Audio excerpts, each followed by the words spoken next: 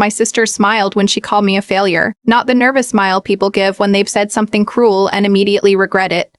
Not the awkward smile of someone trying to turn an insult into a joke. It was a real smile. The kind of smile Brianna had always worn when she believed she had won. We were standing beneath a white floral arch at the front of the reception hall, 300 people watching us.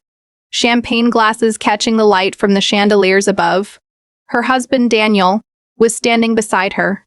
My mother was at table 6. My uncle was at table 4. Half of Brianna's new in-laws were looking at me with expressions ranging from confusion to embarrassment. And Brianna, still holding her bouquet, had just told everyone that I was the family failure. She laughed softly. Then she leaned toward the microphone. "You have to understand," she said, looking at the guests. "Claire has always been the difficult one." A few people laughed. I didn't. She continued. "She dropped out of college. She never got married. She changes jobs every few years. She lives in a tiny apartment and acts like she's somehow above all of us." My mother looked down at her plate. I remember that more clearly than anything else. Not Brianna's words, not the laughter, my mother's face. Because she had heard versions of those words for 20 years. She just never said anything when they were aimed at me. Brianna lifted her glass. "So when people ask me how I managed to become successful while my sister..." She paused. She looked directly at me. "Well, let's just say some people are meant to be examples of what not to do." There was another ripple of laughter. I could have walked away. Part of me wanted to. But then Daniel's father stood up. His name was Richard Whitmore. He was 68 years old, retired from a construction company he'd built from 3 employees into a regional business with offices in 4 states. I had met him twice before, once at the engagement dinner, once at the rehearsal. He had barely spoken to me either time. But now he was standing, and he wasn't looking at Brianna. He was looking at me. More specifically, he was looking at the small silver bracelet around my wrist. I had worn it for years. It had belonged to my father. Richard stared at it for several seconds. Then he looked at his son. "Daniel," he said. Daniel turned. "Yes?" Richard's voice was strangely quiet. "Why is Claire's name in my father's will?" The room stopped. Not metaphorically, actually stopped. The waiter carrying a tray of champagne glasses froze beside table 9. Someone near the dance floor lowered their phone. Brianna's smile disappeared. Daniel looked at his father. Then at me. Then back at his father. "What did you just say?" Richard didn't answer immediately. He kept looking at me, and I realized something I hadn't understood until that exact moment. Richard wasn't surprised to see my name. He was surprised that I was standing there pretending I didn't know why it was there. And that was when I understood that whatever my sister thought she had accomplished by humiliating me in front of 300 people, she had just opened a door neither of us was prepared to walk through. You need to understand something about Brianna and me. We grew up in a town called Bellwether, Pennsylvania. Population just under 12,000 when we were children. The kind of town where everybody knew whose truck was parked outside whose house. My father, Thomas, owned a small machine shop. My mother, Elaine, worked as a receptionist at a dental office until my father died. Brianna was 3 years older than me, and from the beginning, she was the one people noticed. She was beautiful. Not movie star beautiful. Just the kind of beautiful that made adults smile when she entered a room. She knew how to make people comfortable. She remembered birthdays. She knew when to laugh. She knew when to cry. She knew exactly what people wanted from her. I was different. I was quiet. I read too much. I asked uncomfortable questions. When my father said something I didn't understand, I asked him to explain it. When my mother said everything was fine, I wanted to know why her hands were shaking. When Brianna told me something wasn't my business, I usually wanted to know why. My father used to say I had an investigator's mind. He meant it as a compliment. Brianna didn't. She called me exhausting. My father died when I was 22. Heart attack. No warning. 1 minute he was standing in the kitchen arguing with me about whether I needed a better car. The next morning, my mother was calling an ambulance. He died before they reached the hospital. I remember the hallway, the fluorescent lights, my mother's slippers, the vending machine humming near the emergency room. I remember Brianna arriving 47 minutes later. She cried immediately. I didn't. I couldn't. For almost a year afterward, people treated me like something was wrong with me because I didn't grieve correctly. Brianna cried at the funeral. She cried at the memorial. She cried when she found one of Father's old jackets. Everyone called her sensitive. I went back to work 2 weeks later. Everyone called me cold. That was how the story of us began. Brianna was the daughter who cared. I was the daughter who didn't. Except, there was something nobody knew. My father had left me a letter. Not a will. Not money. A letter. It was 4 pages long. He wrote it 3 months before he died. I found it inside an old toolbox after the funeral. The first sentence said, "Claire, if you're reading this, I've probably failed to tell you something while I was alive." I thought he was talking about money. He wasn't. He was talking about a company, not his machine shop. Something else. A company called Whitmore Industrial Supply. At the time, the name meant nothing to me.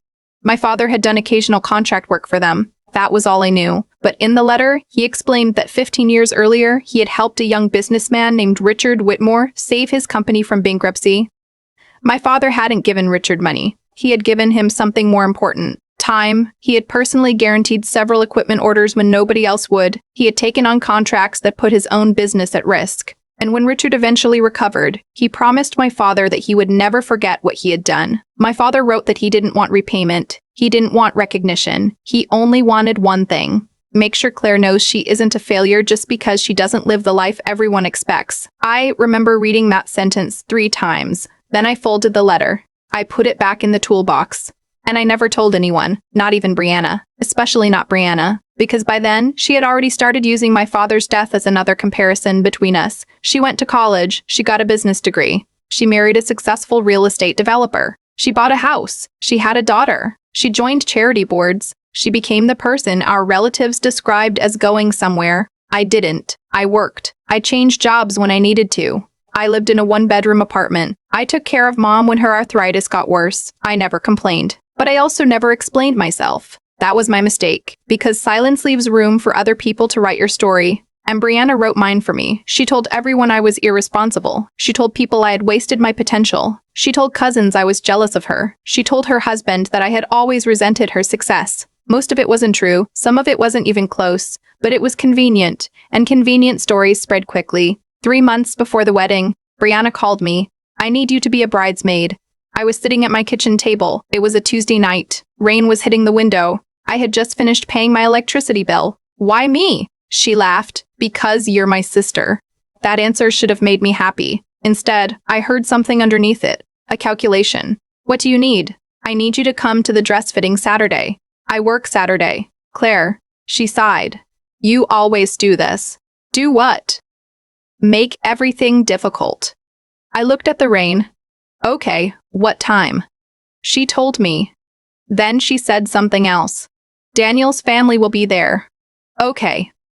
"His father especially." There was a pause. "Why? I want everyone to see that we're fine." I almost laughed. We weren't. But I didn't say that. Instead I said, "We'll be fine." She hung up. Saturday came. I went to the dress fitting. There were 7 women in the room. Brianna, her maid of honor, 2 cousins, 3 friends, and me. I noticed something immediately. There were 6 dresses, not 7. "Where's mine?" I asked. Brianna looked at me. "Oh," she smiled. "I forgot." Her maid of honor looked uncomfortable. "I can get another one," she said. Brianna waved her off. "Claire doesn't need to stand in the pictures anyway." I stared at her. She laughed. "I'm kidding." She wasn't. That was the first time I considered not going to the wedding. Then Mom called me that night. She asked how the fitting went. I told her it was fine. She was silent. Then she said, "Your sister is under a lot of pressure." I said, "I know. Try not to make this harder." I closed my eyes. That sentence. That same sentence. My whole childhood reduced to those 7 words. Don't make this harder. When Brianna insulted me, I was supposed to understand. When she lied, I was supposed to understand. When she embarrassed me, I was supposed to understand. When she crossed a line, I was supposed to understand. Because she was the difficult one to confront. And I was the easy one to sacrifice. So I said, "Okay, Mom." And I went to the wedding.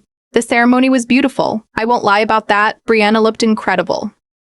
Daniel looked in Revis. The weather was perfect. There were white roses everywhere. For 90 minutes, I watched my sister become someone else's wife. And I was happy for her. That is the part people might not believe. I wasn't secretly waiting for her marriage to fail. I wasn't jealous. I didn't want what she had. I just wanted her to stop treating me like she had to win against me. At the reception, things were different. She drank champagne. She became louder. She moved from table to table. She told stories about our childhood. Some were funny. Some were exaggerated. Then she started telling stories about me. Claire once got fired from a job because she refused to work overtime. That was false. I had resigned because my manager was asking me to falsify invoices. She didn't mention that. Claire once lived in a basement apartment with no windows. That was true. She left out that I lived there for 8 months because I was paying Mom's medical bills. Then she said I had dropped out of college. That was technically true. She didn't tell them why. I had left because Dad died and Mom couldn't pay the mortgage. I worked instead. Brianna knew all of that. She just knew nobody at the wedding did. And then came the microphone. And the word, failure. She said it like she was describing the weather. Like it was a fact, not an insult. That was when Richard stood up and asked why my name was in his father's will. Nobody moved for several seconds. Daniel looked genuinely confused. Claire? I looked at Richard. Can we talk later? He shook his head. No. His voice was firm. Not later. Brianna stepped between us. Dad, I think you're confused.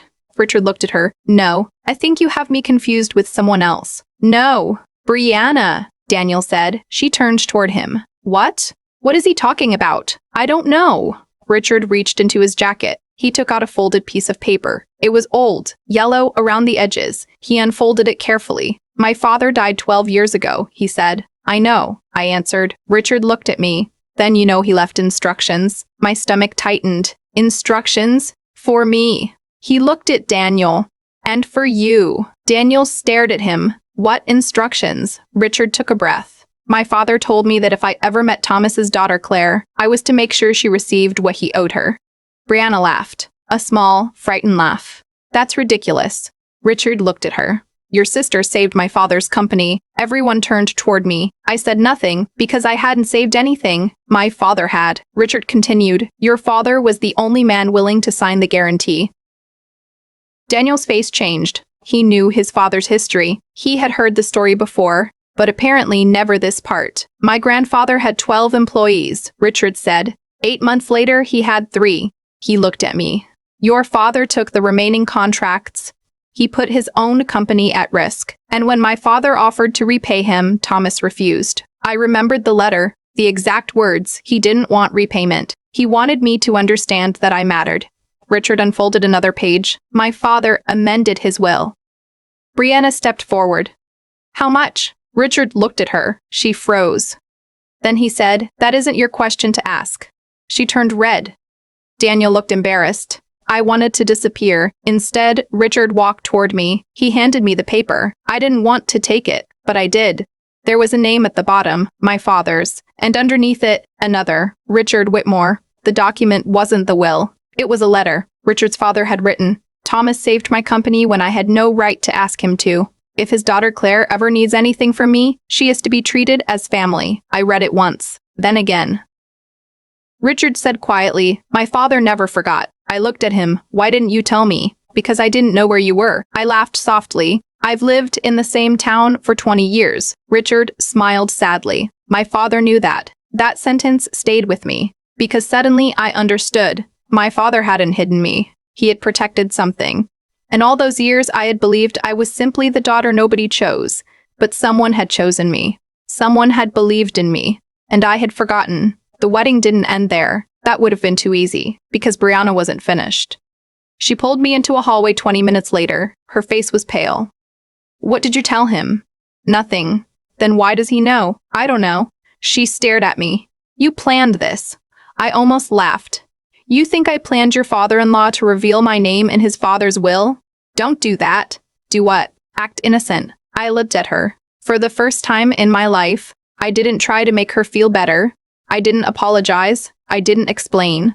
I said, you called me a failure in front of 300 people. She looked away. I was joking. No, I was trying to make people laugh. You were trying to make me small. She didn't answer. Why? I asked. She crossed her arms. Because you always make me feel like I'm not enough. That surprised me. I said, I have never competed with you. That's what you think. What have I ever done to you? She looked at me. You had Dad. I didn't understand. What? You had him. Her voice cracked. You got the letter. I froze. What letter? I froze. What letter? She looked at me. And suddenly I knew she had known for years. How? She swallowed. Mom told me. When? After the funeral. I stared at her. What did she tell you? That dad left something for you. She started crying. He never left anything for me. I looked away. That's not true. Then what did he leave? I thought about the letter, 4 pages. A sentence about me not being a failure. I said, nothing that mattered. She laughed through her tears. That's exactly what I mean. No. I looked at her. You don't get to turn his love into a competition. She went silent. I continued. You thought he loved me more because he understood me. She wiped her cheek. Didn't he? No. I said it quietly. He loved us differently. That was the first time I saw Brianna look like my sister again. Not the bride. Not the successful daughter. Not the woman standing behind a microphone. Just Brianna. The little girl who used to sleep beside me during thunderstorms. The girl who held my hand when Dad left for business trips. The girl who once told me she would never let anyone hurt me. Somewhere along the way, we had both forgotten her. Daniel found me outside an hour later. The reception was still going. Music, dancing, people laughing, but I needed air. He stood beside me. I owe you an apology. You don't. I do. He looked down. I believe some things about you. I know. Brianna told me you were. He stopped. He stopped. A failure? He nodded. I smiled. She used that word. She said you couldn't keep a job. Somewhat true. That you were irresponsible. Not true. That you were jealous of her. Definitely not true. He looked embarrassed. She said you were bitter. She said you were bitter. I shrugged. I suppose I am bitter about some things. He looked at me. Like what? I thought about it, being misunderstood for 20 years. He nodded slowly. Then he said something I didn't expect. My father respects you. I looked at him. Why? Because of your father. That's not me. He smiled. I think that's where you're wrong. He told me that Richard had been searching for me for almost 3 years. He had hired someone to find me, not because he wanted to give me money, because his father's final instructions had bothered him. His father had written one sentence repeatedly in his private notes. Thomas's daughter must never think her father's sacrifice was wasted. I had to sit down, because suddenly the story wasn't about inheritance. It was about memory. My father had spent his life believing that helping someone mattered, even if nobody thanked him. And 12 years after his death, that decision had reached me at my sister's wedding. Of all places, of all days, after the worst insult Brianna had ever given me. The next morning, I woke up at 6:15. My phone had 23 messages. Most were from relatives. Some apologized. Some wanted details. 2 asked how much money Richard was giving me. I deleted those. Then I saw a message from Mom. I'm sorry. 2 words. I stared at them for a long time. Then I called her. She answered immediately. Claire, why didn't you tell me? Silence. Tell you what, about Dad's letter. Another silence, because I was afraid. Of what? That you would hate Brianna. I closed my eyes. I didn't hate her. I know. You let her believe Dad chose me. I know. Why? Mom started crying. And when she finally explained, I understood something I hadn't understood before. Brianna had been falling apart after Dad died. She blamed herself for not being there. She had been away at college. She believed she had abandoned him. Mom had told her that Dad had left me a letter because she thought giving Brianna a reason to feel less guilty would help. It didn't. Instead, Brianna became convinced that Dad had trusted me more, and she spent 20 years trying to prove she deserved the same love. Every achievement became evidence. Every comparison became a competition. Every time someone praised me, she heard criticism of herself. Mom had created the secret. Brianna had built her life around it, and I had spent 20 years wondering why my sisters seemed to hate me. Nobody had won. We had all just been carrying the wrong story. 3 days after the wedding, Richard called me. He asked me to meet him at his office. I almost refused. Then I went. His office was on the top floor of a renovated warehouse downtown. There were old photographs on the walls. One of them showed his father standing beside my father. I had never seen the picture before. They were both young, maybe 35, both smiling. My father had one hand on Richard's father's shoulder. Richard stood beside the photograph. My father kept this for 40 years. I touched the frame. I never knew. There's more. He handed me a folder. Inside were copies of contracts, letters, bank records, and one document from 1987. My father's signature was on the bottom. Richard explained that my father hadn't simply guaranteed the company. He had refused payment. He had also refused ownership. But there was one thing I hadn't known. My father had negotiated a small percentage of future profits for his employees. For 10 years, a portion of Whitmore's profits had gone into a fund for the workers who had stayed when the company nearly collapsed. My father had created it. Richard's father had honored it, and the fund still existed. I stared at the papers. Why are you showing me this? Because my father left instructions. What instructions? Richard looked directly at me. You're supposed to control the fund now. I shook my head. No. He smiled. That was my reaction too. I don't know anything about managing a fund. You don't have to. Then why me? Because your father trusted you. I looked at the old photograph again. No. Richard waited. I said, he trusted people. Richard smiled. Exactly. 6 months later, I left my job. Not because I was fired. Not because I had suddenly become wealthy. Because I finally understood that my life didn't have to be an apology. I started working with the foundation. We helped former employees pay medical bills. We funded scholarships. We repaired homes for retired workers. Nothing glamorous. Nothing that would make the local newspaper. But every month, I received letters. People thanking a man who had been dead for 20 years. My father. Sometimes I cried reading them. Sometimes I tried reading them. Sometimes I didn't. I learned that grief doesn't disappear. It just stops being the only thing you remember. Brianna and I didn't become close overnight. It took time. She apologized. Not publicly. Privately. She came to my apartment one Sunday afternoon. She brought coffee. She stood at the door for almost a minute before speaking. I was cruel to you. I said nothing. I thought if I made you smaller, I would feel bigger. Still nothing. I was wrong. I let her in. That was all. It wasn't forgiveness. Not yet, but it was a door.